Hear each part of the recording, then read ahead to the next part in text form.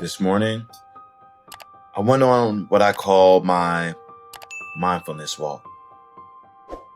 It's something I try to do often for 30 minutes, no phone, no social media, no music.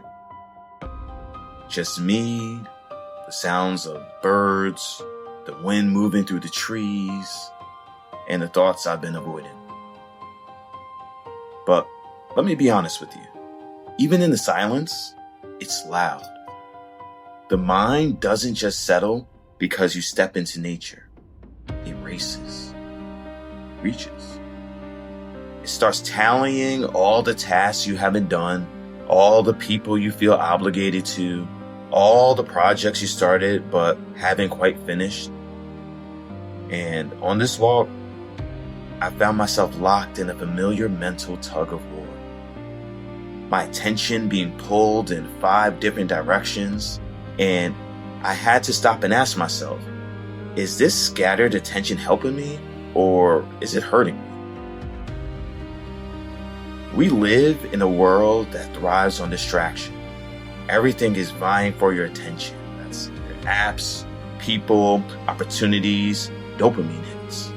But here's the truth I've come to realize. Whatever gets your attention gets your life. You can't give your energy to everything and expect to master anything. Carl Jung said, until you make the unconscious conscious, it will direct your life and you will call it fate. And I believe distraction has become the new unconscious force. Most of us are not choosing where our energy goes. We're reacting, we're drifting. And then we wonder why we feel lost, anxious, or even unfulfilled. But what if your peace, your purpose, your overflow wasn't in adding more, but in focusing? Let me share something with you that hit me recently. Sometimes the reason we juggle 5 projects at once isn't because we're ambitious. It's because we're insecure. We're not sure which one will pop, so we try to do them all, hoping one sticks. But here's the consequence. You don't give any of them the depth or devotion they desire. You dilute your creativity and eventually your spirit. The Stoics warned us about this. Seneca said, to be everywhere is to be nowhere. And Marcus Aurelius wrote, concentrate every minute on doing what's in front of you with a precise and genuine seriousness. It's not about doing everything. It's about doing what matters, deeply, intentionally, with presence.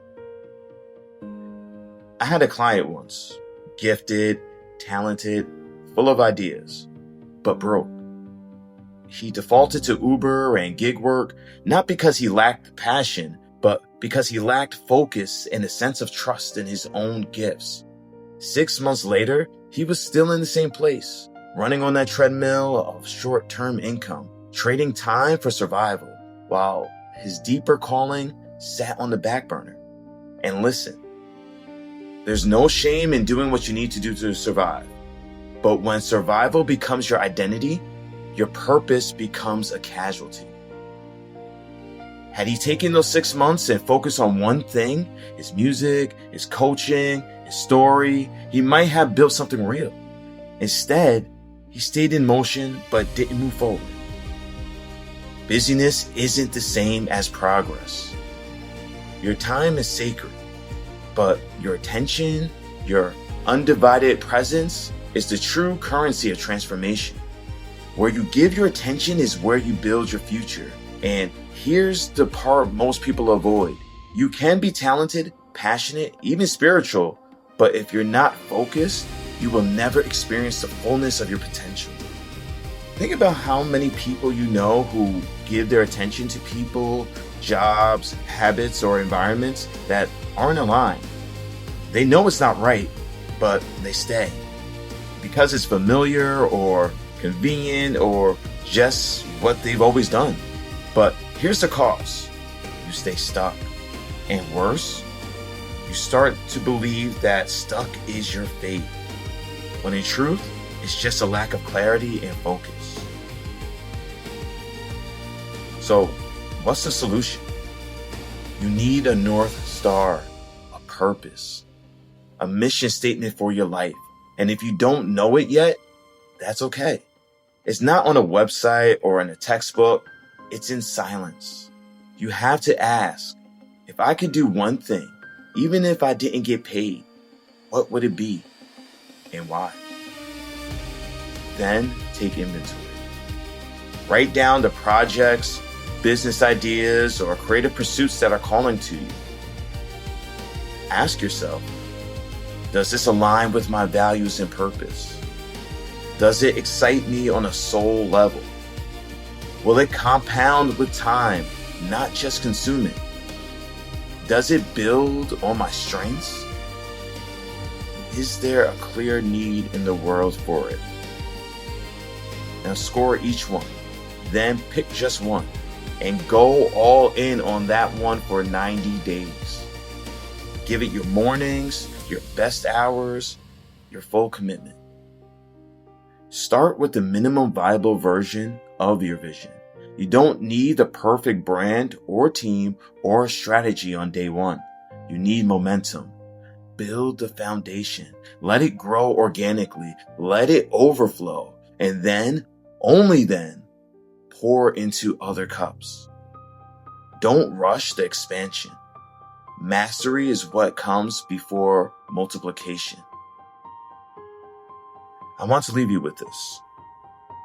If you feel stuck, if you feel scattered, if you feel like your soul is whispering to you that there's more, then the issue isn't that you're broken.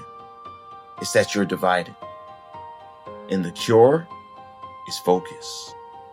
The world will pull you in 1,000 directions, but your peace will come from one direction, from your alignment, from presence, from choosing one thing and giving it everything. You don't need to do more. You need to go deeper. So today, I challenge you.